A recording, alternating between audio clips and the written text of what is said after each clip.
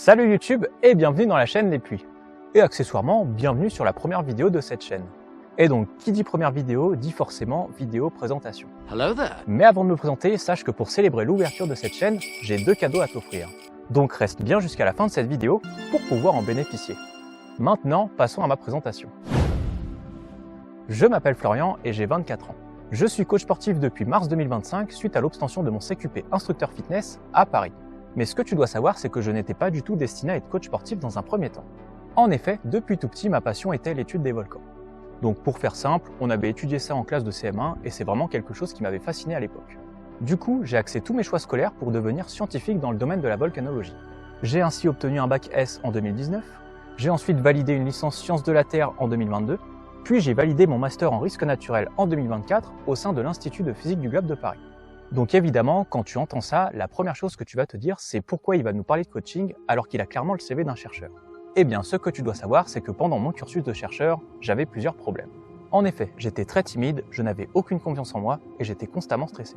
En plus de tout ça, j'étais extrêmement maigre. En effet, je pesais 47 kg pour 1m72. Donc tu te doutes bien que tous ces éléments combinés ont eu un gros impact sur ma vie. Tout d'abord, c'était impossible d'être performant dans un sport avec le physique que j'avais. Je n'avais aucune force et aucune endurance. Ensuite, je nageais complètement dans mes vêtements. Donc là, tu vois par exemple ce t-shirt à l'époque, même si je l'avais pas, c'était limite du XXL. Ensuite, lorsque j'étais en groupe, je m'exprimais très peu. J'avais tout simplement peur de ce que pouvaient penser les autres de mes opinions. Le meilleur exemple que je peux te donner de cela, c'est lorsque j'étais en licence et en master. Notamment lorsque je prenais mes pauses déjeuner avec mes camarades de promotion et mes collègues de stage. Au cours de ce repas, je pouvais passer 30 minutes sans m'exprimer parce que j'étais trop timide pour le faire. Ensuite, à l'époque, je passais mes journées assis. Ce qui fait que de temps en temps, ça m'arrivait de développer des douleurs au niveau des épaules et en bas du dos.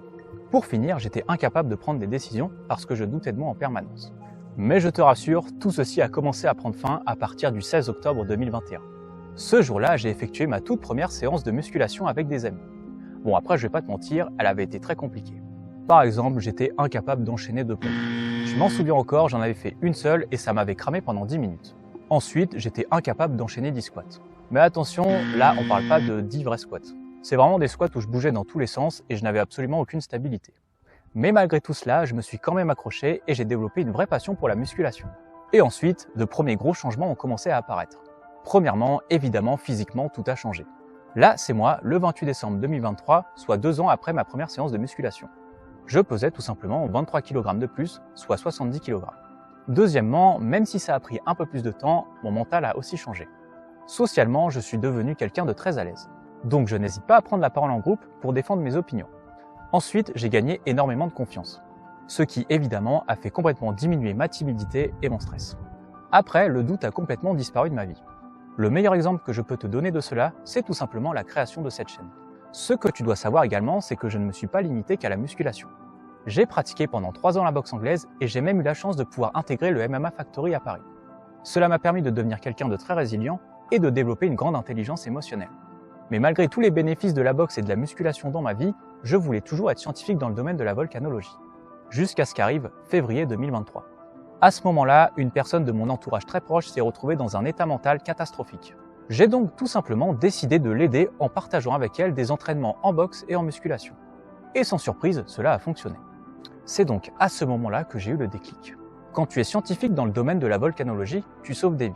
Donc pour faire simple, tu prédis qu'une éruption volcanique va arriver, tu ordonnes ensuite l'évacuation des populations menacées. Le souci, c'est que si les personnes sont malheureuses avant que tu les sauves, eh bien elles sont malheureuses après. Quand tu es coach sportif, d'un certain point de vue, tu sauves des vies aussi. Les personnes sont malheureuses avant que tu les coaches. Mais grâce au grand développement physique et au grand développement mental qu'elles font lorsque tu les coaches, eh bien elles deviennent heureuses. Et c'est donc à cause de cette différence que j'ai décidé de ne pas poursuivre mes études en volcanologie en continuant avec une thèse et que j'ai décidé de devenir coach sportif. Donc maintenant, tu comprends tout de suite pourquoi Volcano Coaching. C'est tout simplement un hybride de mes 2 passions, donc les volcans et la musculation. Le but du projet, c'est de me donner un maximum de visibilité pour que je puisse aider un maximum de personnes à changer positivement et durablement leur vie. C'est désormais terminé pour ma présentation. Maintenant, concrètement, passons à ce que tu vas retrouver sur cette chaîne. Tout d'abord, tu vas retrouver des formats courts comme sur mon Instagram. D'ailleurs, si tu n'es pas encore abonné à ce dernier, je t'invite à le faire. Le lien est dans la description de cette vidéo. Ensuite, tu retrouveras des témoignages de personnes que je coach. Et enfin, tu verras des vidéos longues exactement comme cette vidéo. Durant ces vidéos longues, on va explorer les différents piliers que tu vas devoir respecter pour réussir ta transformation physique. Surtout si tu es une personne active et que tu cherches à prendre de la masse musculaire. Le but de ces vidéos aussi, c'est que je vais te donner tous ces conseils en explorant diverses zones volcaniques à travers le monde. Donc pour les premières vidéos de cette chaîne, on sera sur les pentes des volcans d'Auvergne et les pentes des volcans de Lanzarote aux îles Canaries. Maintenant, c'est tout pour la partie présentation de cette vidéo. C'est désormais l'heure des cadeaux que j'ai à t'offrir. Et donc mon premier cadeau, c'est un résumé des 4 piliers que tu vas devoir respecter pour réussir ta prise de masse. Tout d'abord, sans surprise, le premier pilier, c'est ton entraînement. Déjà, 3 séances par semaine, c'est très largement suffisant pour prendre du muscle. Ensuite, lors de chaque nouvelle semaine d'entraînement, il va falloir que tu cherches à augmenter ton nombre de répétitions et tes charges de travail. Cela va ainsi forcer ton corps à produire plus de muscles. Ensuite, lors de chacun de tes exercices, il va falloir que tu fasses entre 3 et 4 séries. Pour chacune des séries, il va falloir que tu respectes une fourchette de répétitions comprise entre 8 et 12. Le but ici, c'est de stimuler l'hypertrophie musculaire. Pour faire simple, c'est tout simplement la prise de muscle. Maintenant, concernant ta fréquence d'entraînement, il va falloir que tu travailles chaque groupe musculaire 2 fois par semaine. C'est désormais tout pour l'entraînement. Donc si tu respectes tout ce que je viens de dire précédemment, tu as les bonnes bases pour commencer à construire du muscle. Maintenant, passons au deuxième pilier qui est ton alimentation. Donc déjà, pour prendre du muscle, il va falloir que tu sois en surplus calorique. Cela signifie que tu vas devoir consommer plus de calories que ton corps n'en dépense. Ensuite, il va falloir que tu aies une bonne répartition de tes macronutriments. Il en existe 3. Tout d'abord, on a les protéines. Pour faire simple, c'est tout simplement ce qui te permet de construire du muscle. Elles doivent représenter entre 25 et 30% de tes apports en calories chaque jour. Ensuite, tu dois en consommer entre 1,6 et 2,2 g par kilogramme de masse corporelle par jour. Donc les protéines, tu les trouves dans les œufs, la viande rouge, le poulet ou encore les poissons. Ensuite, on a les glucides. Ça correspond au carburant de tes entraînements et ça favorise ta récupération. Les glucides doivent représenter entre 45 et 55% de tes apports en calories chaque jour. Tu les trouves dans les pâtes, le riz, les flocons d'avoine ou encore la patate douce. Enfin, on a les lipides. Ils te permettent d'avoir un bon équilibre hormonal. Ils doivent représenter entre 20 et 25% de tes apports en calories chaque jour. Tu les trouves dans les avocats, les œufs, les noix de cajou, les amandes ou encore les huiles végétales. Ensuite, toujours pour le pilier de l'alimentation, il va falloir que tu espaces correctement tes repas. 3 ou 4 heures entre chaque repas, c'est parfait pour prendre du muscle. Le but ici, c'est d'optimiser ta digestion. Parce qu'avec une bonne digestion, tu vas pouvoir bien assimiler les macronutriments que tu vas consommer. L'autre objectif de bien répartir tes repas, c'est de te permettre d'avoir un bon niveau d'énergie sur l'ensemble de ta journée. C'est désormais tout pour le pilier qui concerne ton alimentation. Maintenant, passons au troisième. Il s'agit de ta récupération. Donc déjà, la grande base de la récupération, c'est un sommeil de qualité. C'est simple, pour construire du muscle, il va falloir que tu dormes minimum 7 heures par nuit. Ensuite, parlons de ton repos musculaire entre tes séances. Lorsque tu vas travailler un groupe musculaire, il va falloir que tu attendes 48 heures minimum avant de le retravailler. Cela va lui permettre de pouvoir bien récupérer. Alors attention, je ne t'ai pas dit qu'il fallait que tu attendes 48 heures entre chacune de tes séances. Tu peux très bien faire une séance le lundi et une séance le mardi. Mais il va juste falloir que tu sollicites des groupes musculaires différents ces 2 jours-là. Ensuite, chose très importante concernant ta récupération. Il va falloir que tu aies une très bonne gestion de ton stress. Pourquoi? Parce que plus tu es stressé, plus tu vas synthétiser une hormone qui s'appelle le cortisol. Et le cortisol, c'est vraiment ton pire ennemi. D'une part parce qu'il empêche la production de protéines musculaires, et d'autre part parce qu'il va t'empêcher de dormir. Tu l'auras compris, plus tu es stressé, moins tu vas produire de muscles. Pour réduire ton stress, tu peux intégrer des habitudes calmes dans ta routine. Cela peut être de la lecture, de la méditation ou encore des exercices de respiration profonde. De préférence, tu peux faire ces activités-là avant de t'endormir. Cela te permettra de faciliter grandement ton endormissement, et donc d'avoir un sommeil de qualité.